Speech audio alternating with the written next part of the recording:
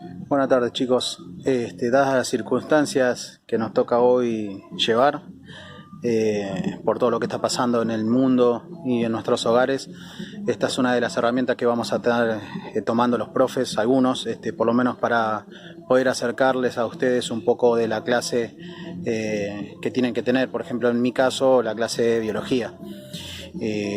Así que nada, esto es para segundo año. Me presento por las dudas, mi nombre es Jara Fabricio, por las dudas para que no me conocen, algunos sí seguramente, pero bueno, vamos a ir retomando esto de a poquito y vamos a ir agarrándole la mano.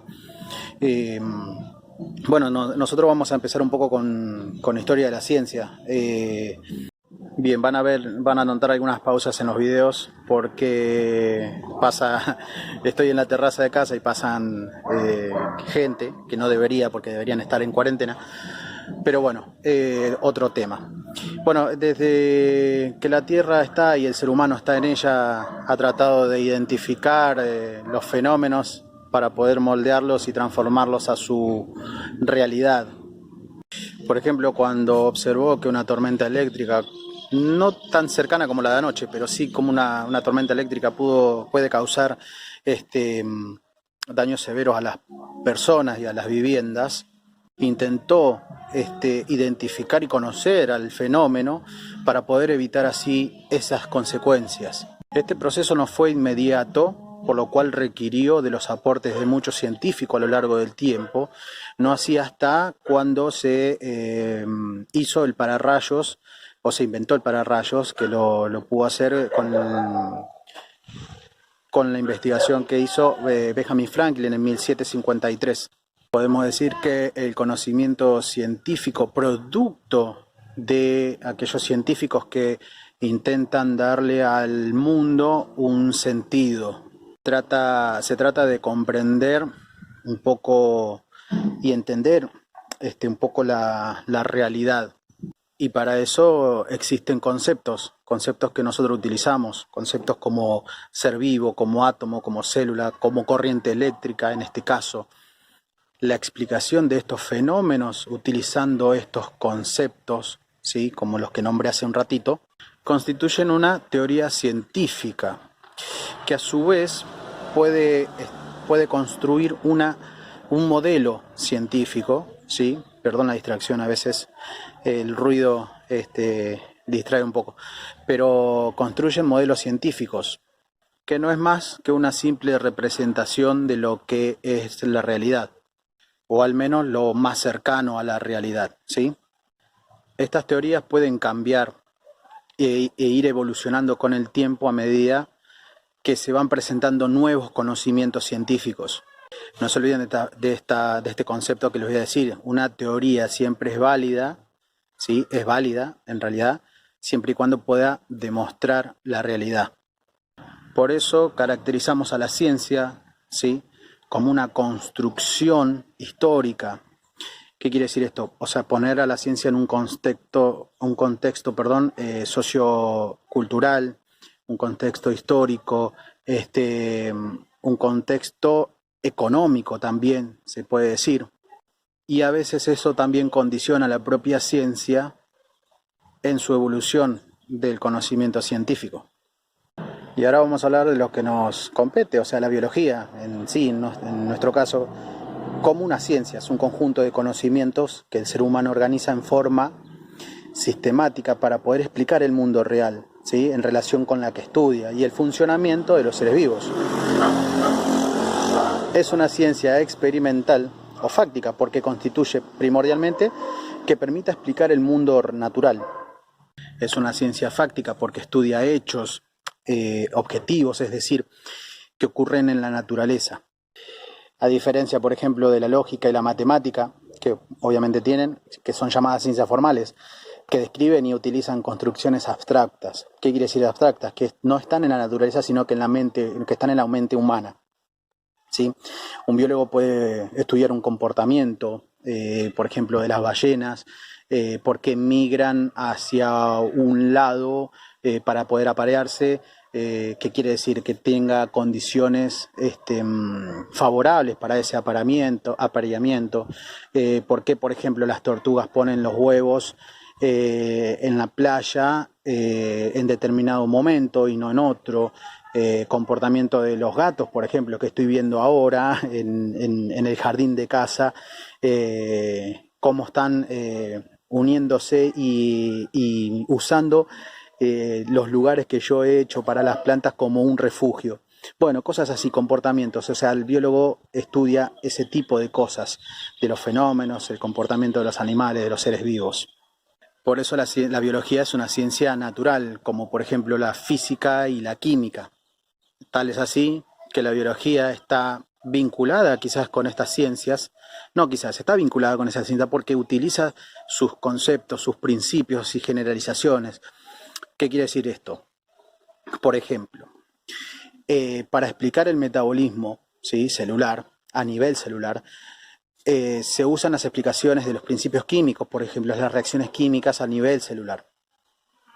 Se puede explicar con principios físicos cómo circula la sangre en nuestro sistema, cómo podemos explicar el impulso nervioso entre moléculas, entre células neuronales, ¿sí?, en el sistema nervioso.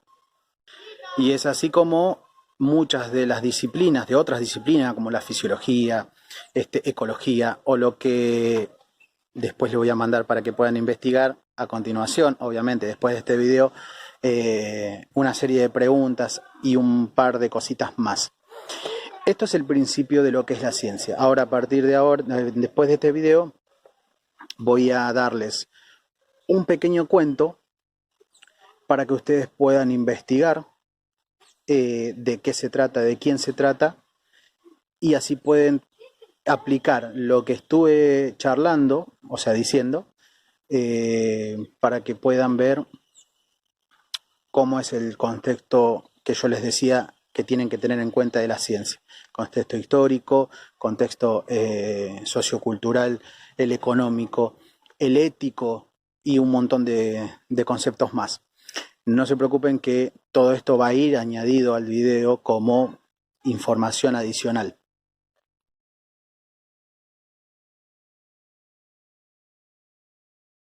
Bueno, aquí el cuentito, que en realidad es más informativo, cuento informativo.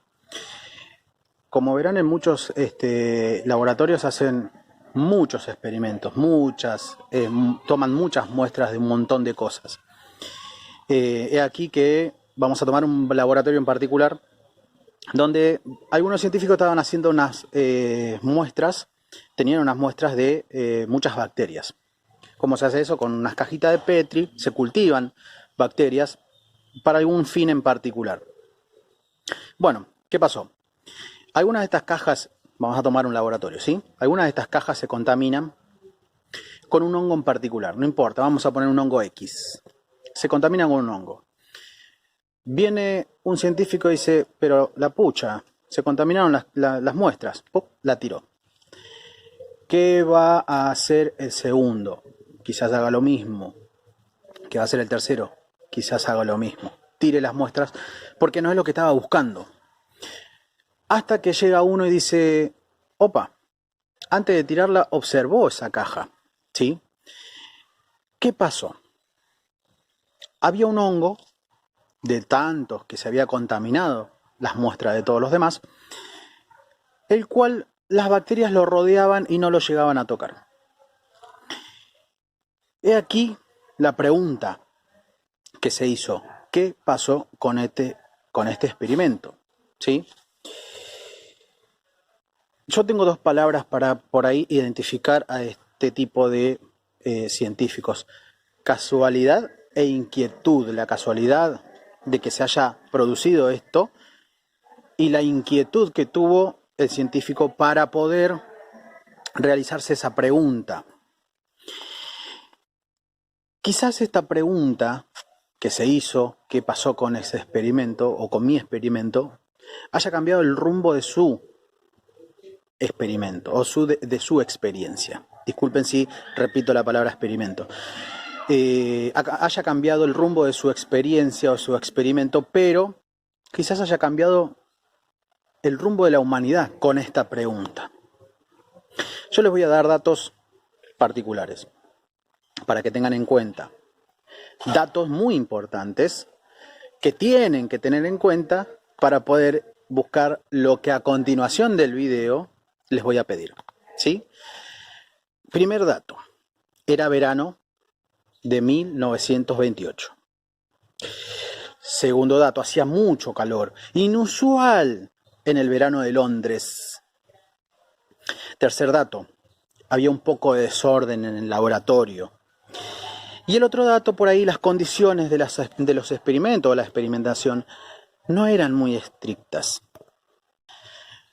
Durante casi 10 años no se avanzó en esta experiencia o en esta investigación.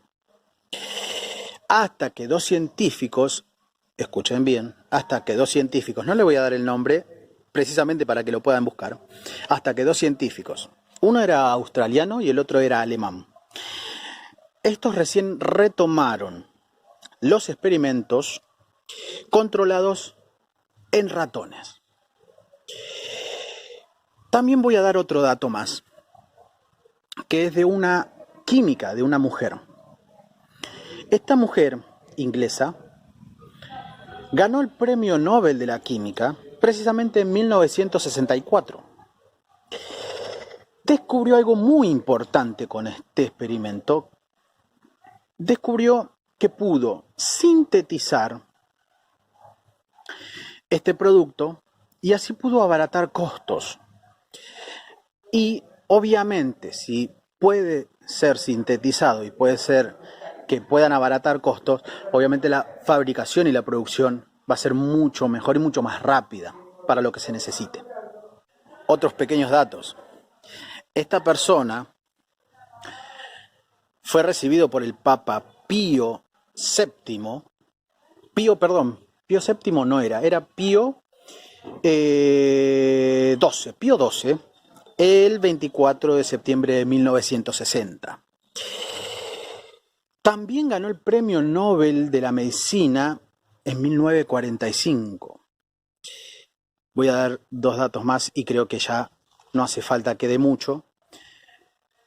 Doy el día de nacimiento. Nació un 6 de agosto de 1881 y murió el 11 de marzo de 1955, a la edad de 74 años, si no hice mal las cuentas. Bueno, necesito yo, ahora, con este pequeño cuento y esta pequeña introducción, que busquen lo siguiente que les voy a poner a continuación, o sea, lo siguiente que les voy a poner después de este video. Bueno, disculpen la desprolijidad o por ahí la naturalidad del video, pero vuelvo a repetir, los profes estamos haciendo lo posible para poder hacerles llegar un poco más de información y la escuela a su casa, ¿sí? Es importante que colaboren, chicos, con lo que le pedimos. Tienen el apoyo nuestro, tienen el apoyo de sus padres, pero bueno, es importante que colaboren y que pregunten todas las dudas que tengan, ¿sí? Nada, cuídense y esto va a ser uno de los tantos videos que voy a estar mandando. Abrazo grande.